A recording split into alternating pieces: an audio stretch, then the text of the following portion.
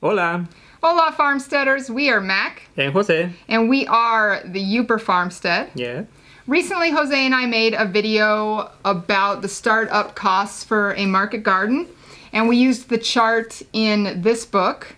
Then what we did is we took some time away from the camera, and we did our own budget based off of his budget. Mm-hmm.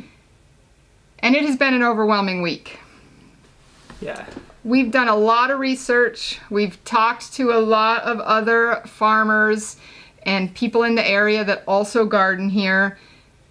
We've looked at websites. It has just been overwhelming because, Jose, this is our first year.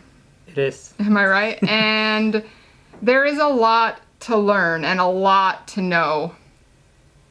It's just been overwhelming. Like learning about irrigation systems, learning about the type of heaters we need, learning about fencing, all of these things we've had to figure out what's going to work for us, what other people in the area are using, which companies sell those, just a lot of different things. But what we want to do in this video is we are going to go through our budget for 2021, and we're going to be specific with you about what we're ordering and where we're ordering it from, just so if you're in the same position we are, hopefully we can be some help to you. Yep.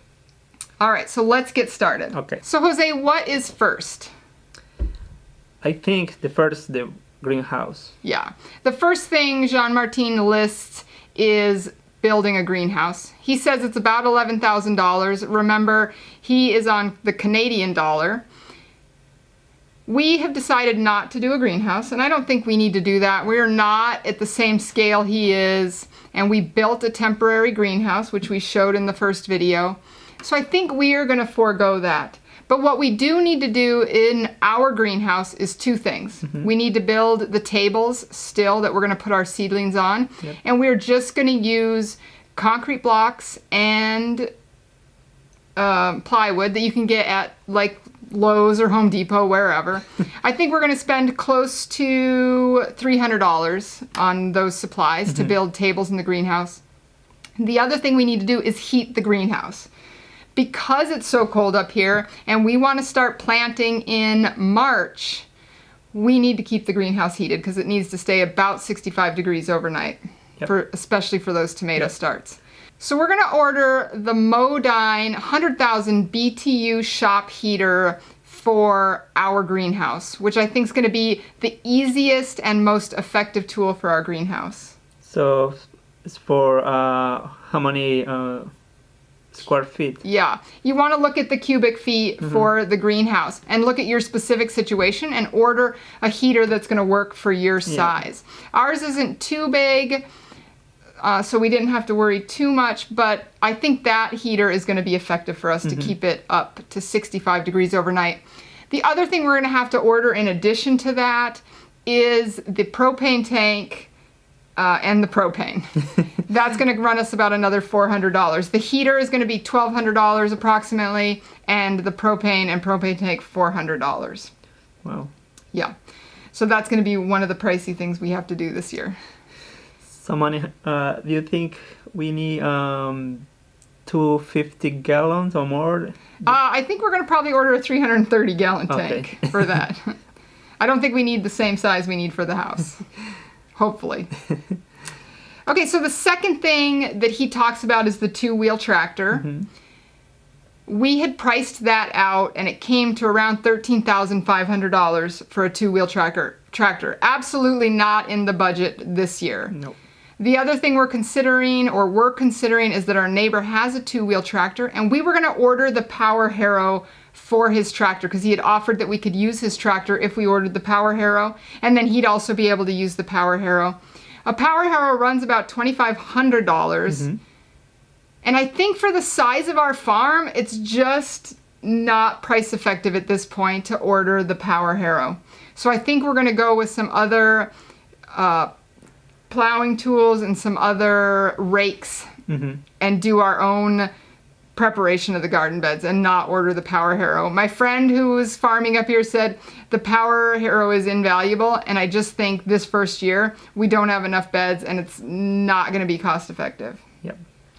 We were looking to order the Power Harrow though. If you're looking at a two-wheel tractor and the Power Harrow, Earth Tools is a great place to get you started. They have videos and all the information you could possibly need for two-wheel tractors, the Grillo and the BCS. The next thing on his budget is 2 hoop houses, and he is saying they would cost roughly $7,000. I'd say that's on the high end, or ordering the nicer hoop houses out there. We got 2 of them used for $1,800, so we're not going to do anything else with hoop houses. If you're looking for hoop houses, though, a great place to get started is Farmer's Friend. That's this company right here. These are the Caterpillar tunnels that we ordered. They have everything you need for the hoop houses. They've got the plastic, they've got irrigation systems, they've got all of the trellising systems and those kind of things that you're gonna need. Wind bracing, check them out. Very helpful. It's very helpful.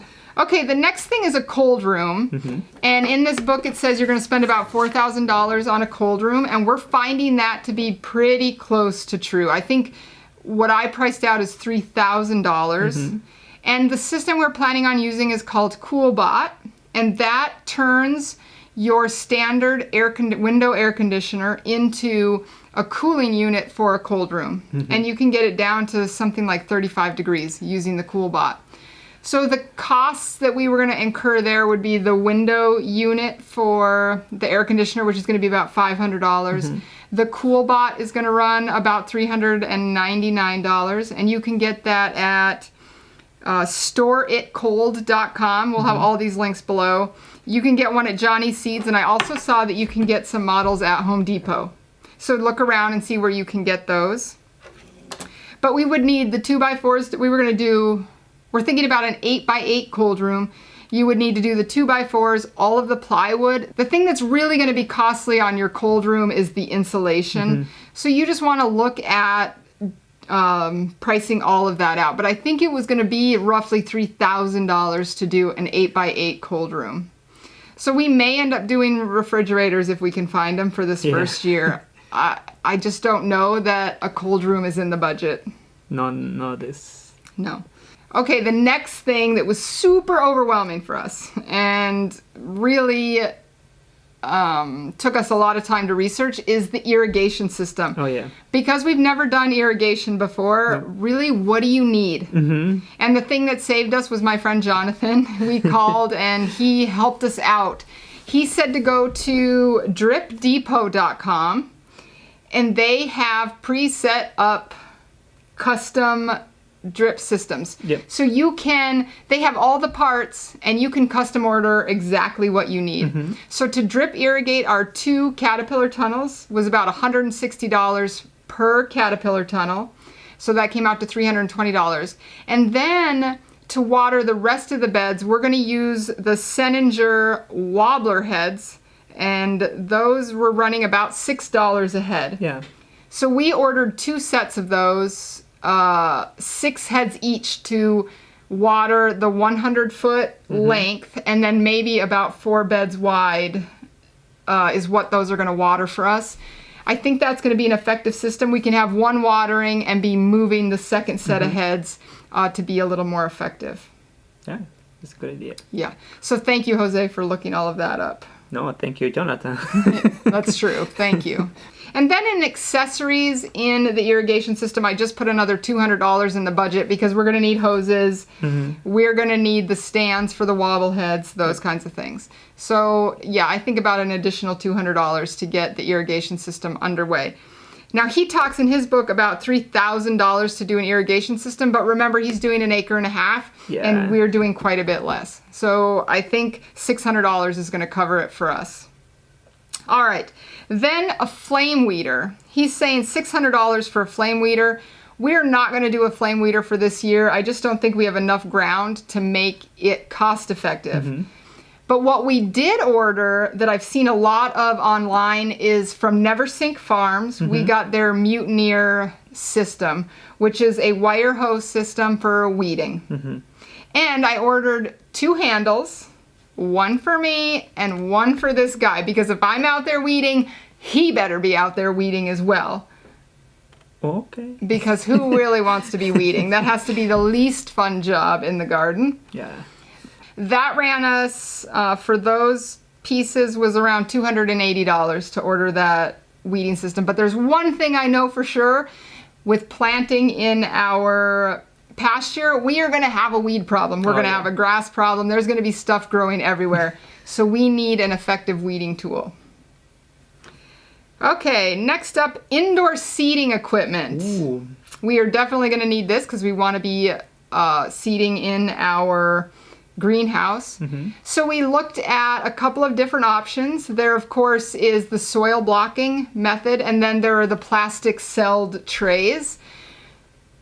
You know, I think on a farm, you're going to use a lot of plastic, especially if you're taking goods to market, because most things have to be packaged in plastic in some way. But we want to try to limit our use of plastic. The soil blocks are a good way to do that. So we ordered from Johnny's Seeds, we ordered the stand-up 12 soil blocker. It blocks 1 3/4 inch blocks. And then to upsize and plant into bigger soil blocks, we ordered the 4-inch soil block to up the plants, especially the tomatoes, because the tomatoes are going to need to be moved up in size from the 1 3/4 inch. So we did that, and then we also ordered the trays for the soil blocking. That all together came to about $600 in product that we ordered. And I think that's going to be the most effective system for the greenhouse. Then he talks about a broad fork for $200. Broad forks are pretty expensive, but we knew we were going to want one, so we ordered one back in the fall. I think it ran just over $200 for us. So I did not include that in the budget because we already have it. Then the next big thing is seeders. There are a lot of options out there. There is the Earthway seeder, the Jang seeder, the paper pot transplanter, and then the 6-row seeder. So I did not know what to do. In the Market Gardener, he talks about the Earthway seeder is the way to go. My friend Jonathan up here says the Jang seeder is the way to go. He said especially if your beds are uneven or the soil is not perfectly prepped, he said the Jang seeder is your best bet.